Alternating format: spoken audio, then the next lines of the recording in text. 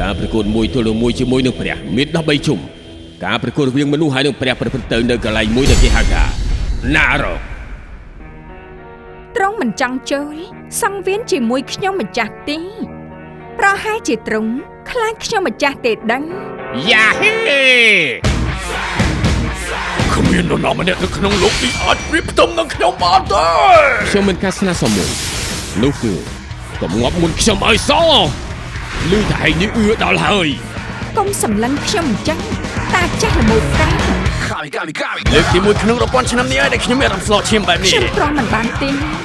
អត្តលេលេខ1ជួម្លេះវិញកាណារីយូនៅបន្តវិវត្តឥតឈប់ឈរសប្បាយម្យ៉ាងដែរតាខ្ញុំចំណាយនឹងមនុស្សនឹងដល់ហើយនេះជាការប្រកួតដាក់ជីវិតកុំទីវាចោលពួកអាសម្រាម